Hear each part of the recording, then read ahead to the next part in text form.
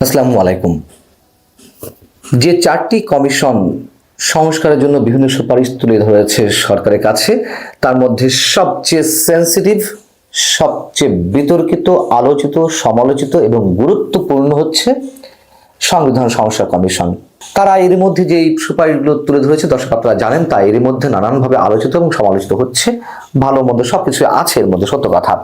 কিন্তু কোন প্রক্রিয়ায় এই সংস্কারগুলো করা হবে, কে করবে, কারা করবে, তার কোনো স্পষ্ট পথ নির্দেশিকা অথবা স্পষ্ট কোনো সমাধানের চিত্র এই প্রতিবেদনে উঠে আসেনি।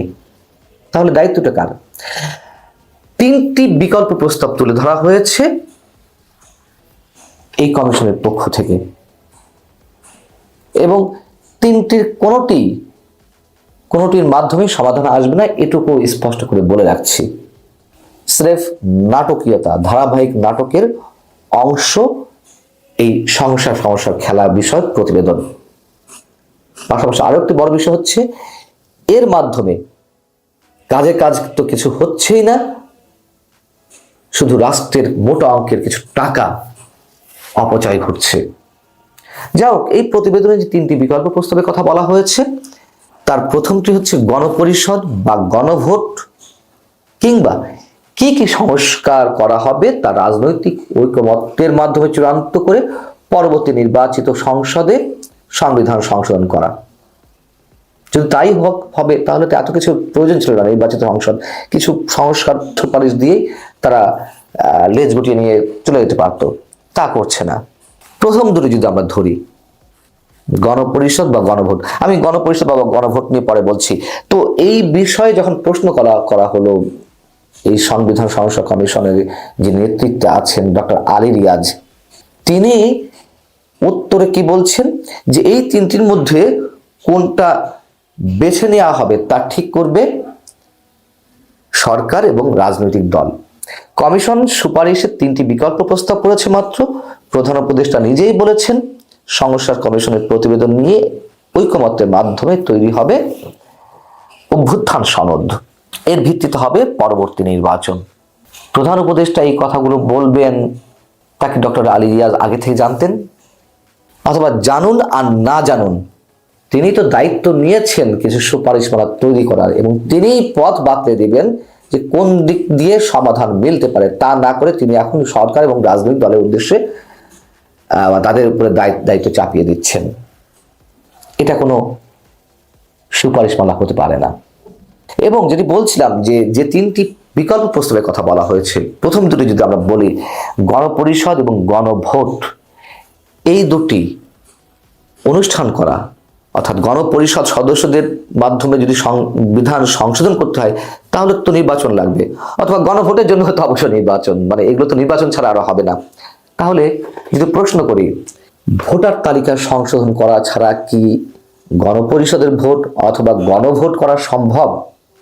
যদি সম্ভব হয়ে থাকে, তাহলে প্রশ্ন উঠবে, যেসব সমস্যার প্রয়োজন হয়, তাহলে তো জাতীয় নির্বাচন দিয়ে দেওয়া যেতে পারে।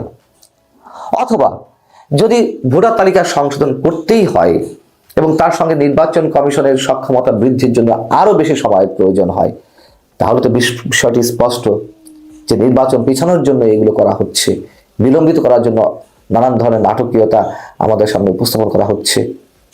আর তৃতীয় যে বিষয়টি বলা হয়েছে, তা হচ্ছে কি কি সংস্কার হবে তা রাজনৈতিক ঐকমত্যের মাধ্যমে চূড়ান্ত করে নির্বাচিত সংসদ এগুলো করবে।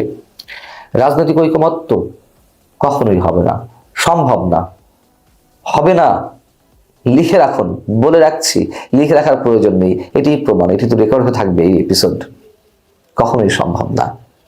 যেমন যদি আরো একটি এক্সাম্পল নিয়ে আসি, এই সংবিধানের প্রস্তাবনায়, ৭২ সংবিধানের প্রস্তাবনার স্পর্শকাতর অংশগুলোর সাথে বিশেষ কিছু জিনিস যুক্ত করা হয়েছে। এখানে মুক্তিযুদ্ধের সঙ্গে ২৪-এর চেতনা বা গণ অভ্যুত্থানকে যুক্ত করে নানান ধরনের সুপারিশ শেষে বলা হচ্ছে, জনগণের সম্মতি নিয়ে আমরা এই সংবিধান জনগণতন্ত্রী বাংলাদেশের সংবিধান হিসেবে গ্রহণ করছি।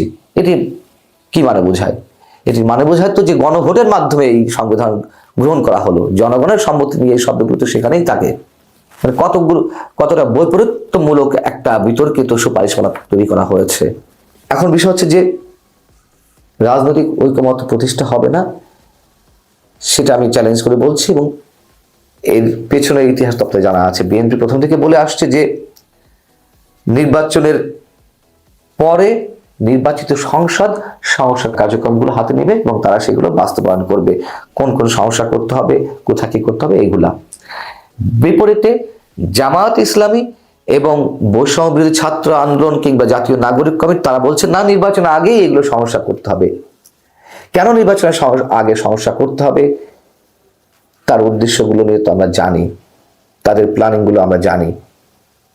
অতএব রাজনৈতিক ঐক্য প্রতিষ্ঠিত হবে না, তার সবে জ্বলন্ত একটা প্রমাণ যদি দিতে হয় তাহলে বৃহস্পতিবার ঘোষণাপত্রকে সামনে রেখে যে সর্বদলীয় বৈঠকটি হলো প্রধান উপদেষ্টা নেতৃত্বে, সেখানেও তো অনেক কিছু প্রতিফলিত হয়েছে। রাজনৈতিক ঐক্য সৃষ্টি হচ্ছে না, যদিও সেখানে বড় বড় কথা বলা হয়েছে যে আমরা একমত, ঘোষণাপত্র তৈরি করতে হবে, আরো কিছু সময় প্রয়োজন, আমাদের কোনো সমস্যা নেই, কিন্তু সবসময় একটা কথা বলেছে, এগুলো করতে গিয়ে যেন রাজনৈতিক ঐক্যে আবার ফাটল না ধরে। ফাটল তো আগে থেকেই ধরে বসে আছে।